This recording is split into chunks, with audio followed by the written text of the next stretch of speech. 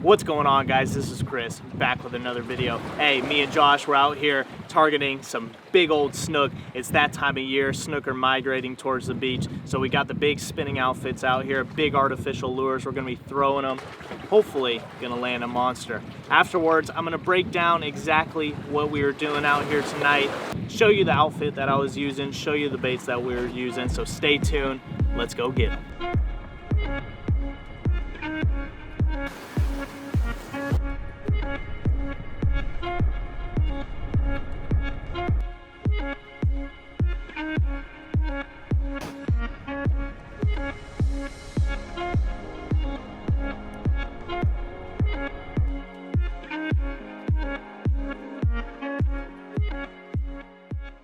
There's dolphins right out here, so I don't want. All right, bro, we're recording. What you got there, Chris? Hey guys, me and Josh out here targeting big snook. You know what time of year it is, big snook season. So we decided to come to a new location that we actually have never tried. And hey, here we got one.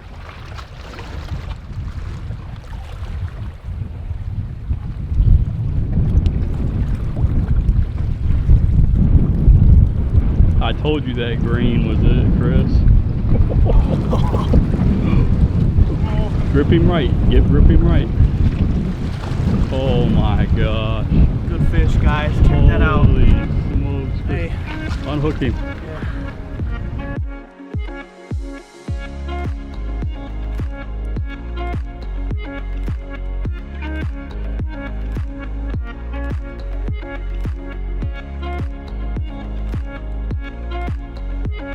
Hey guys, freaking awesome. Josh kind of forced me to come out here tonight. We already went fishing today, so we're pulling a double shift. Got her on that Flarehawk. She just kind of picked her up, or barely picked it up. She gave a good fight though. Was it on the jig? Actually, yeah, it was on a pause. Nice fish, dude. She's probably, what, 30? At least 37, 30? 38. Oh, really? You think she's that big? Yeah, she's close to 40. Just letting her get a nice revive here. We got some dolphins out there, so we don't want to let her go real weak. She's about ready. You ready, Josh? Yep. See you later, big girl. That's what we came out here to do. We've been out here for a while, been waiting on the tide to switch. We're almost at a high tide. We're not even at the, feed. The feed's probably just about to start right about now. So let's get on some more. Josh is ready to get off this camera and get him one himself. Guys, I can't believe you just missed that. That's all my fault. I just hit my lure right at the rocks here, and I didn't button hook her because she was literally right next to the rocks. Freaking came loose too. She was shaking like crazy. It was actually right at the end of my cast. I was about to reel in because it was right at the end of my cast, right here at the rocks. Boom, slayed it.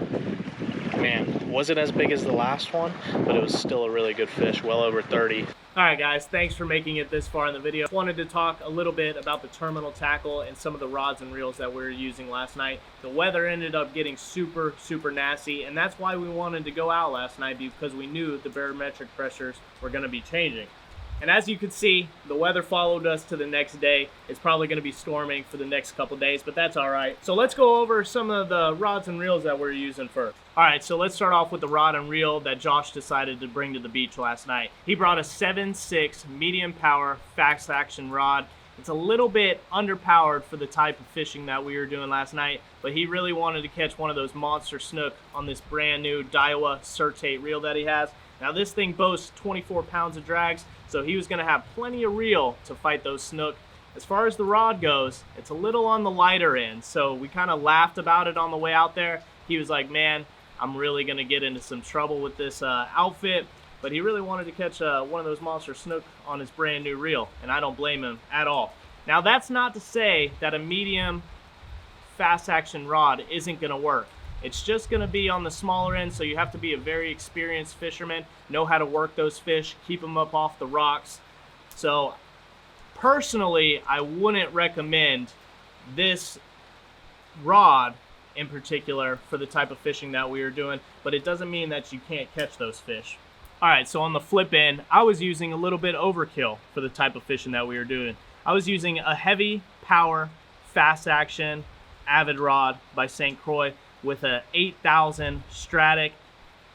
A little bit overkill. This isn't exactly what you need out there, especially on the beach. Maybe for your bridge snook fishing, this is the outfit that you're gonna wanna use. But for the beach, probably wanna go with a happy medium in between what we were using. Now there is no particular reason why we were using both of these outfits. Josh just really wanted to catch one of those big snook on his outfit, and I wanted to catch a big snook on my new outfit. That was actually the first fish that I caught on this outfit, so very, very pleased with that. You can't complain there. Now I have this paired up with 65-pound braid. It's definitely more of a tarpon setup, but for your beach snook fishing, you could probably pick anywhere from 40 to 65-pound braid, with the happy medium being 50 to 55 should get the job done. But I must say, after catching that big snook on this outfit, I think Josh may have got toasted on that medium action rod. That Surtate may have saved his life if he hooked up on one. But man, that big old snook gave this rod and reel a run for its money. She was running me all over the rocks. I had to hold the rod and reel nice and high in the air so my braid didn't touch the rocks. Otherwise, I would have broke right off. All right, so this is the terminal tackle that we decided to use last night. Here we got some Seagar leader, 40-pound test and 60-pound test. Josh opted at first on the 40-pound test. He wanted to go light, see if he could get those snook to bite early. I decided to go with the 60-pound test because with my outfit, I really wanted to catch those big old breeding female snook. And hey, it got the job done. And even this 60-pound leader got completely frayed. So be sure to change your leaders out or check your leaders whenever you're targeting those fish. After you catch them, make sure you're checking them. The 40-pound test is on the light end, but you can still get the job done. You just got to know how to work those fish. All right, so these are the baits that we decided to go with last night. This is a Flarehawk. If you don't know what a Flarehawk is, you need to go to the tackle store and pick you up one right away. Now, the weight that you decide to use is all dependent on tide and current and where you're fishing at. So just make sure you check where you're going to be fishing at before you decide on your weights.